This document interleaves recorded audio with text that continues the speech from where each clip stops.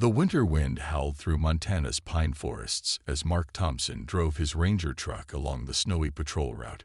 20 years of forest service had taught him to notice even the smallest things out of place, and tonight, something definitely felt wrong. The first sign came as a bright flash in the sky, followed by a sound that didn't belong in these woods, a high-pitched whine that made his teeth ache. Through his windshield, he watched what looked like a falling star, but it moved too slowly and changed direction twice before disappearing behind the mountain ridge. "That's no meteor," he muttered, turning his truck onto the old logging road. Fresh snow crunched under his tires as he followed his instincts toward where the object had vanished. The weather forecast had warned of the worst blizzard in 10 years approaching, giving him maybe 2 hours before it hit. The second sign was the broken treetops, their edges still smoking despite the freezing temperature. Mark grabbed his emergency kit and flashlight, following the trail of destruction.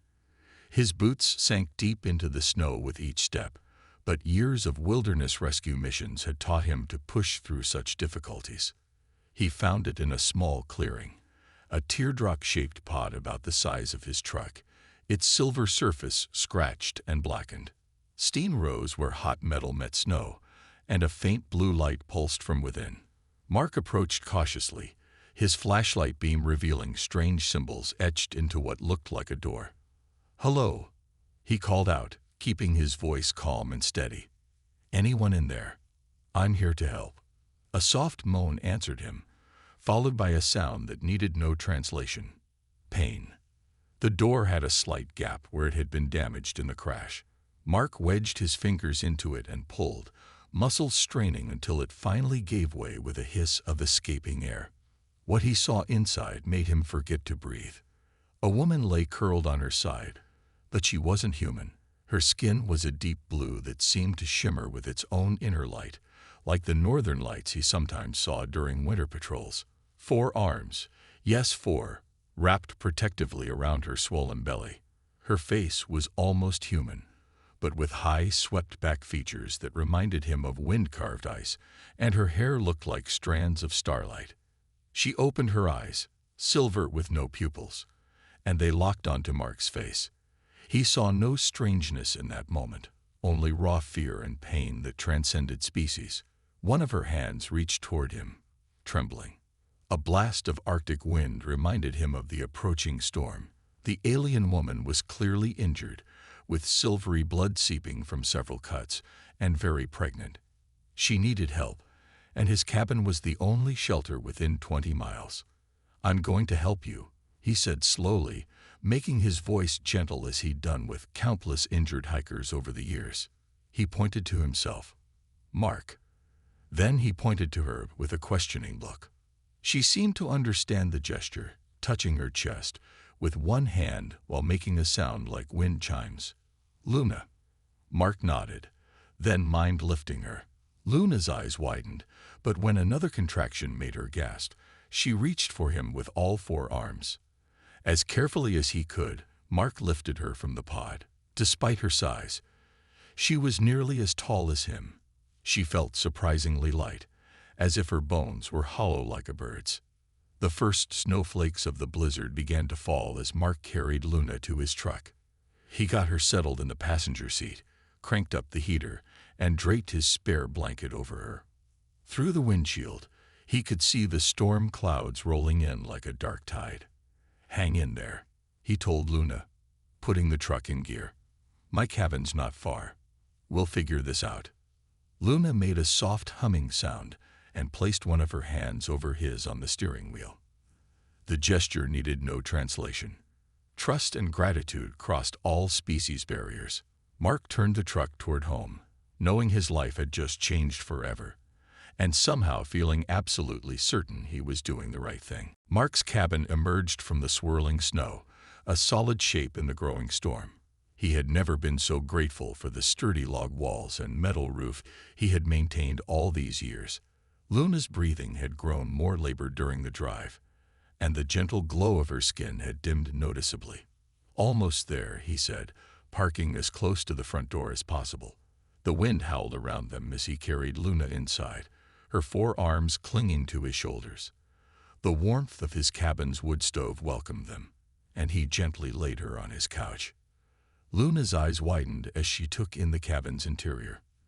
The simple wooden furniture, the shelves lined with medical supplies and survival gear, and the radio equipment in the corner all seemed to fascinate her. But another contraction made her curl inward, all four hands pressing against her belly. Mark rushed to gather supplies, clean towels, his first aid kit, and fresh water. His emergency medical training had covered childbirth, but alien childbirth. He wished he had more than basic Ranger medical certification right now. Luna made a series of musical sounds, then pointed at her crashed pod, visible through the window. Mark understood. There must be something important inside it. But the blizzard now raged in full force, the snow so thick he could barely see 10 feet ahead. "I'll go," he said firmly, putting on his heavy winter gear. "Just hold on." The bitter cold hit him like a wall as he forced his way through the deep snow. The pod's interior was freezing now, but he found what looked like a medical kit with strange symbols matching the ones on Luna's clothing. He also grabbed a glowing crystal that hummed faintly when he touched it. When he returned, Luna's face lit up at the sight of the items. She quickly opened the alien medical kit, revealing instruments that looked both familiar and strange. She tried to show him how to use them, but another contraction doubled her over. The next few hours became a blur of activity. Luna guided him as best she could through gestures and expressions, showing him how to use the crystal to scan her vital signs. Its glow changed from blue to purple when pressed against her skin, which seemed to calm her somewhat. As the night wore on, the storm outside grew fiercer. The radio crackled with emergency warnings about the blizzard, but Mark barely heard them. He was focused entirely on Luna, who grew weaker with each passing hour. The glow of her skin flickered like a fading light bulb. "Stay with me," he urged, holding one of her hands. To his amazement, her skin began to glow brighter where their hands touched. Her silver eyes met his, and she squeezed his hand with surprising strength. Suddenly, Luna sat up straight, her eyes wide. All four of her hands grabbed the couch cushions, and her whole body began to shine with an intense light that filled the cabin. Mark had helped with births before, but nothing could have prepared him for what happened next. The light grew so bright he had to shield his eyes. The air hummed with energy that made his hair stand on end. Then he heard it. Not one cry, but 3 distinct sounds, like tiny wind chimes in different notes. As the light dimmed to a gentle glow, Mark lowered his hand and gasped. Luna lay back exhausted, but somehow looking stronger than before. And there, cradled in her 4 arms, were 3 tiny beings. Each baby was smaller than a human newborn, their skin shimmering with subtle patterns of light that danced and changed like the northern lights. 3 pairs of silver eyes blinked up at him, and 3 tiny mouths made soft cooing sounds that reminded him of morning birdsong.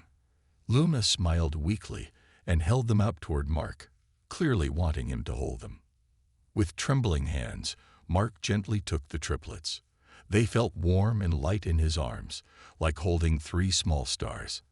As he cradled them, their skin began to pulse with a soft, peaceful light that matched their mother's.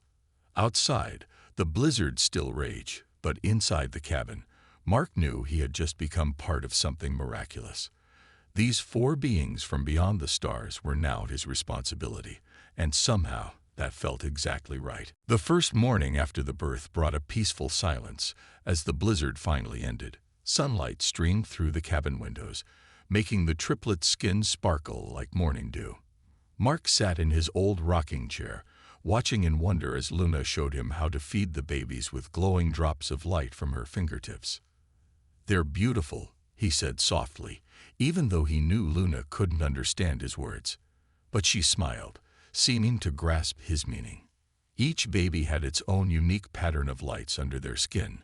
One swirled like galaxies, another rippled like waves, and the third pulsed like a gentle heartbeat. Luna pointed to each baby in turn, making 3 distinct musical sounds. Mark tried to copy the sounds but failed completely, making Luna laugh for the first time. A sound like silver bells in spring. She then pointed to the sunrise visible through the window, then to the first baby. Dawn, Mark suggested, pointing to the baby whose skin swirled with spiral patterns. Luna nodded eagerly, clearly pleased with the translation. For the second child, whose lights rippled like evening colors, she pointed to the setting sun in a picture on Mark's wall. Dusk, Mark said, and Luna hummed in agreement. For the third, whose lights danced like the northern lights, Luna pointed upward and made sweeping gestures with her hands. Aurora, Mark finished, and all three babies cooed at once, their lights brightening in response to the names. Over the next few days, Mark learned that caring for alien babies wasn't so different from human ones. They needed warmth, comfort, and love. But they had their unique traits too. When they cried, their lights dimmed almost to darkness, and the only way to soothe them was to hold them close until their glow returned. Luna grew stronger each day, but she never took her eyes off Mark when he handled the triplets. He could tell she was surprised by how gentle his large, rough hands could be as he cradled her children. One evening, as he walked Aurora around the cabin to settle her for sleep, he caught Luna wiping away tears that shimmered like liquid starlight. The babies had another special trait. They glowed brightest when they were happy. Mark discovered this when he started singing old lullabies to them. Though his voice was far from perfect, the triplets would light up the whole room, their patterns swaying in time with his songs. Row, row, row your boat, he sang softly one night, and three pairs of silver eyes watched him with absolute trust. Luna sat nearby, her own light pulsing gently as she learned the simple melody. Then came the moment that changed everything. Mark was feeding Dawn, cradling her close as she drank the light drops Luna had prepared, when she reached up with her tiny hand and touched his cheek. Her first word wasn't a musical sound like her mother's language. Instead, she clearly said, "Dada." Mark froze, looking at Luna with concern. How would she feel about her child calling him that? But Luna was smiling, her eyes bright with tears. Then Dusk and Aurora joined in, their voices chiming Dada in harmony, their lights blazing with joy. Luna stood and walked over to Mark, placing one hand on his shoulder while cradling Dawn with her other arms. She pointed to herself and made her musical name sound, then pointed to Mark and said, in careful imitation of her children, "Dada." Mark felt tears in his own eyes as he understood. Luna was accepting him as part of their family. The triplets had bridged the gap between their species with one simple word, turning his lonely cabin into a real home. That night, as the babies slept in the makeshift crib he'd built, their lights pulsing softly in their dreams, Mark watched Luna arrange glowing crystals from her medical kit in a protective circle around them. He realized that somehow, in saving them, he had saved himself from a lifetime of solitude. Sometimes, the greatest gifts came from the stars themselves. 2 weeks after the triplets' birth, Mark sat at his kitchen table with Luna, surrounded by simple drawings they'd made to communicate. The babies slept nearby in their crib, their gentle glow creating dancing shadows on the cabin walls. "So your people are called." Mark pointed to a drawing Luna had made of beings similar to herself, all glowing with different patterns of light. Luna touched the paper and made a melodic sound that reminded Mark of wind chimes in a gentle breeze. "Luminary." She then helped Mark say it correctly, laughing softly when he almost got it right. Through their drawings, a story began to emerge. Luna drew ships, not like her small escape pod, but massive vessels with sharp angles. Her hand trembled as she drew them, and her skin's glow dimmed with fear. She pointed to herself, then the triplets, and made a motion like someone running away. "You were escaping," Mark said quietly, understanding now. "Someone was chasing you." Luna nodded, then drew more pictures showing people in dark suits taking other luminary away in cages. She pointed to her own skin, then made a gesture like healing a wound. Mark watched in amazement as she demonstrated, healing a small cut on his hand with just a touch of her glowing fingers.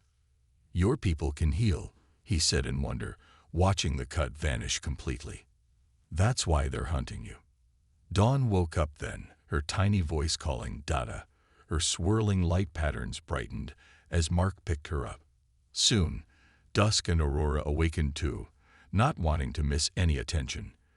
Luna watched with a mixture of joy and sadness as the babies reached for Mark with complete trust. That evening, as Mark prepared dinner, he discovered the luminary could eat most human foods. Luna tried to teach him more about her language. She pointed to the flames in the fireplace and made a series of musical notes. Mark tried to copy the sound, making the triplets giggle when he failed completely. "Well, at least someone finds my accent funny," he chuckled, tickling Aurora's belly. Her lights danced with happiness, creating tiny auroras that floated around her like miniature northern lights. Luna suddenly became serious, drawing Mark's attention to a new picture she'd made. It showed the night sky with unfamiliar constellations. She pointed up, then to herself and the babies, then made a questioning gesture. Mark understood.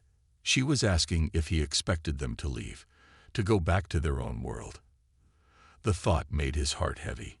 He'd grown to love the triplets as his own, and Luna had become, what? A friend, family, something he couldn't quite name. Before he could respond, all three babies created a spectacular light show, their patterns synchronizing into a beautiful dance of colors. Dada stay. They chimed together, having picked up more English words each day. Mama stay. Luna's eyes filled with starlit tears as she watched her children. She picked up another paper and drew the cabin, adding 5 glowing figures inside. Herself, the triplets, and Mark. She pointed to the drawing and nodded firmly. "Home?" Mark asked, hoping he understood. "Home," Luna repeated carefully in English, the words sounding like music in her voice. She took Mark's hand, her touch sending warm light spreading up his arm. The triplets crawled over to join them, each adding their small hands to the pile, their combined glow filling the cabin with colors Mark had never seen before. In that moment, Mark realized that family didn't need words or even the same number of arms to be real. Sometimes it just needed hearts that glowed with the same love, whether those hearts beat under human skin or shimmered with starlight. As they sat together in their glowing circle, Mark knew he would protect them with everything he had. But a small worry nagged at the back of his mind. What if the people hunting Luna found them? He looked at his newfound family and silently promised that no one would ever put them in cages, not while he lived. The first warning came on a quiet spring morning. Mark was teaching the triplets their daily English lesson, while Luna tended to her small garden of glowing plants outside the cabin. Dawn, Dusk, and Aurora sat on the floor, their lights pulsing with excitement as they learned new words. "Tree," Mark said, pointing to a picture. "Tree." The triplets chimed in harmony, making the words sound like music. Suddenly, Luna burst through the door, her skin barely glowing, a sign of extreme fear that Mark had learned to recognize. She quickly drew the curtains and gathered the babies in her 4 arms. "What's wrong?" Mark asked, but Luna was already drawing in the air with light from her finger. The image showed a ship, similar to the ones from her earlier drawings, approaching Earth. The triplets sensed their mother's fear and began to dim their lights, a habit Mark knew meant they were scared. He picked up Aurora, who was starting to cry, her usual dancing lights now barely visible. "Hunters," Luna said in English, one of the few words she'd learned that wasn't happy or family-related. She pointed up, then held the babies closer. "Find light. Find us." Mark understood. The collectors could track the luminary's natural glow. He quickly moved to the window and saw something that made his heart stop. A dark shape moving behind the clouds, too geometric to be natural. Luna placed her hand on Mark's chest and closed her eyes in concentration. Suddenly, a warm light spread through his body, and he gasped as he felt energy flowing into him. When he looked at his hands, they had a faint blue glow. "Protect," Luna explained weakly, obviously drained by whatever she had done. Hide light. Hide family. The triplets watched with wide silver eyes as their mother gave Mark part of her power. Dawn reached out and touched his glowing hand, saying, "Data shine." But Mark could see how much the power transfer had weakened Luna. She swayed on her feet, and her usual brilliant glow was now barely brighter than moonlight. He caught her before she could fall. A deep humming sound filled the air, making the cabin windows vibrate. The triplets huddled together, their combined glow dimming to almost nothing. Mark peered through a gap in the curtains and saw it, a black ship, sleek and predatory, hovering over the forest where Luna's pod had crashed months ago. "The caves," Mark whispered, remembering the complex cave system he'd mapped during his years as a ranger. "We can hide there." Luna nodded weakly but pointed to herself and shook her head. She was too weak to move quickly. She then pointed to Mark and the triplets, making a pushing motion toward the back door. "No," Mark said firmly. "All of us. Family stays together." The humming grew louder. Through the window, Mark saw dark figures descending from the ship on beams of red light. They wore black armor that seemed to absorb the sunlight around them. Mark quickly grabbed his emergency pack, always ready by the door, and helped Luna to her feet. He had spent 20 years learning every trail, every hidden path in these mountains. Now those skills would save his family. The triplets, understanding the need for quiet, held onto Luna's lower arms while Mark supported her with his shoulder. They slipped out the back door just as a scanning beam of red light swept over the cabin's front. "Data brave," Dusk whispered as they crept through the underbrush. Her siblings nodded, their dim lights pulsing in unison. Mark led them toward the hidden cave entrance, carefully choosing paths that wouldn't leave tracks. The piece of Luna's power inside him seemed to pulse in time with their movement, as if helping to shield them. As they vanished into the forest's shadows, Mark heard the sound of the cabin door being broken down. But he smiled grimly. The hunters didn't know these mountains. They didn't know about the caves, the hidden valleys, or the old mine shafts that honeycombed these peaks. Most importantly, they didn't know what a human father would do to protect his family, even if that family came from the stars. Deep in the mountain caves, Mark pressed his hand against the rough wall, his newfound glow lighting the way for his family. Luna sat in a hidden alcove with the triplets, all four of them dimming their lights to avoid detection. Outside, they could hear the hunters' search vehicles humming through the night sky. "Stay here," Mark whispered, checking his radio and flashlight. "I'll lead them away." "Dada, no," Dawn pleaded, her spiral light patterns flickering with fear. Her siblings joined in, their tiny hands reaching for him. Luna touched Mark's glowing hand with all four of hers, transferring a final burst of energy into him. "Protect," she said weakly. "Return." Mark nodded, his heart heavy as he looked at his strange but precious family. The hunters had already destroyed his cabin, and now they were systematically scanning the forest. It was time to show them why you don't threaten a forest ranger's family on his own mountain. He moved through the caves like a ghost, using his decades of experience.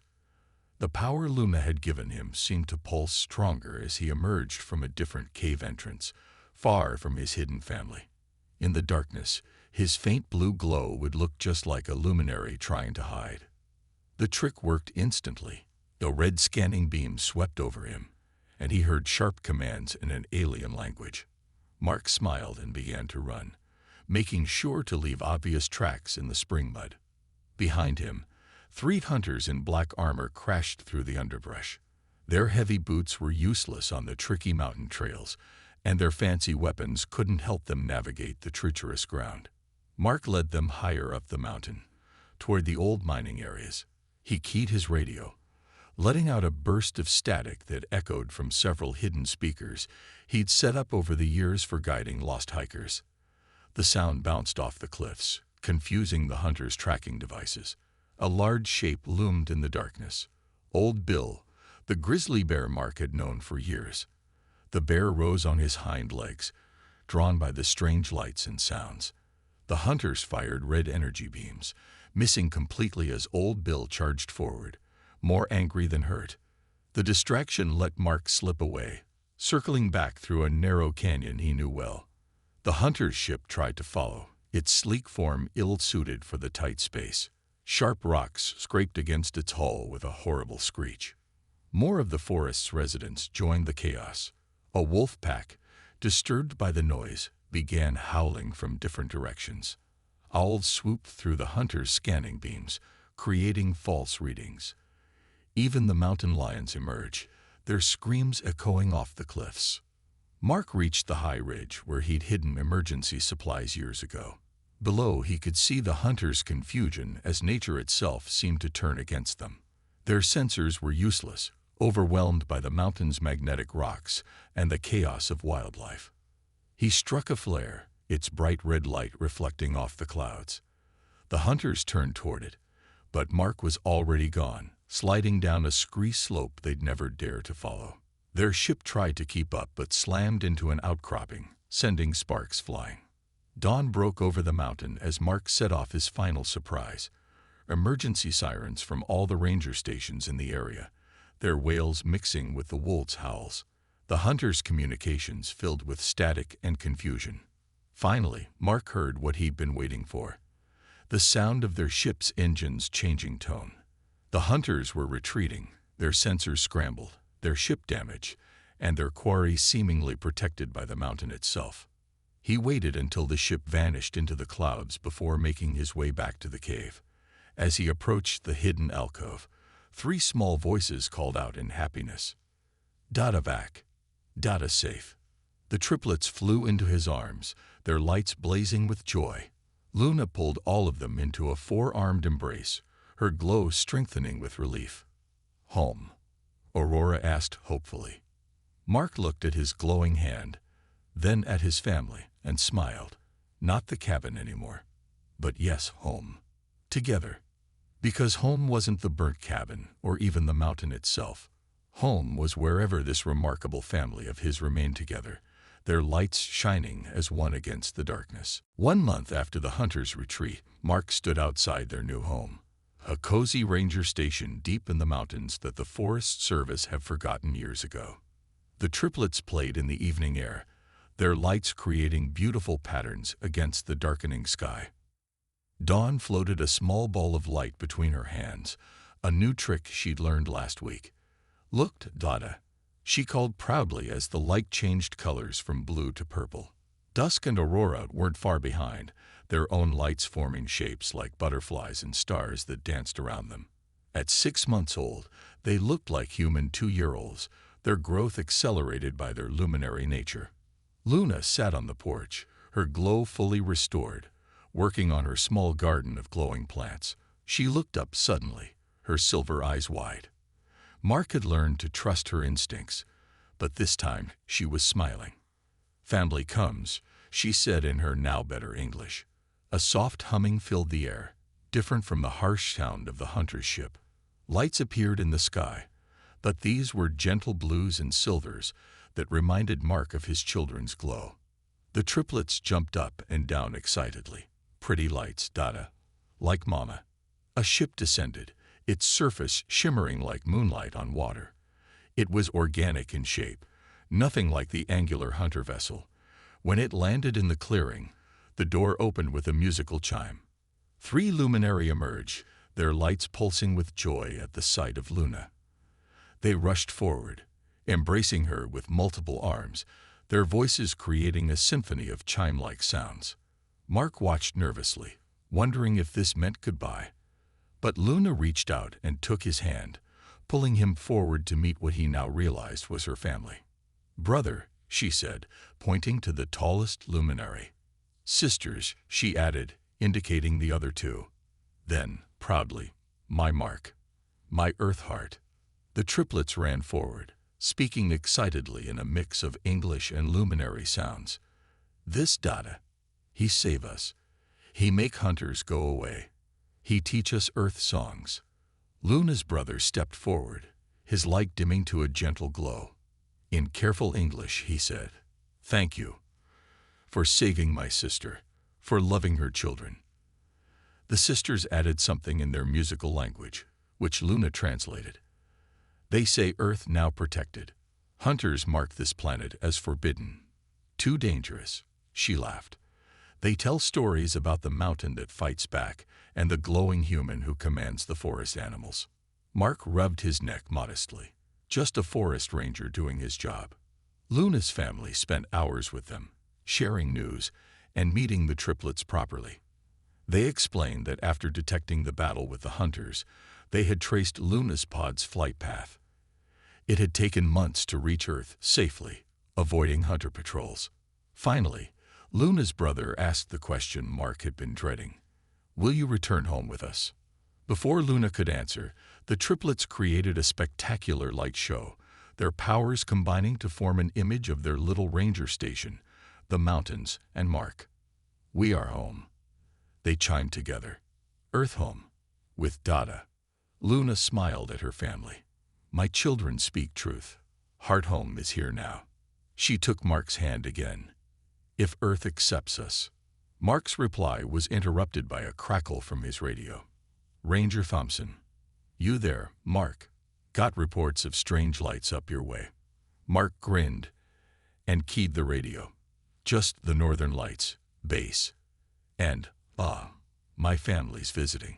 Family. Didn't know you had family, Mark. I do now, he said, watching the triplets teach their new aunts and uncle how to make shadow puppets with light. Best family a man could ask for. Luna's family decided to stay on Earth for a while, helping them establish what would become the first secret Earth luminary settlement. The ranger station grew into a hidden sanctuary for their people, protected by the mountains, and watched over by a human ranger who glowed faintly blue on moonlit nights. Years later, visitors to the national park would sometimes report seeing strange, beautiful lights dancing in the mountains. The rangers would just smile and say it was the northern lights. But Mark knew it was just his children playing under the stars, their lights shining like beacons of hope for both their peoples. And every night, Mark would look at his impossible, wonderful family and thank whatever twist of fate had brought that damaged pod to his mountain on that snowy night, bringing light and love to his solitary life.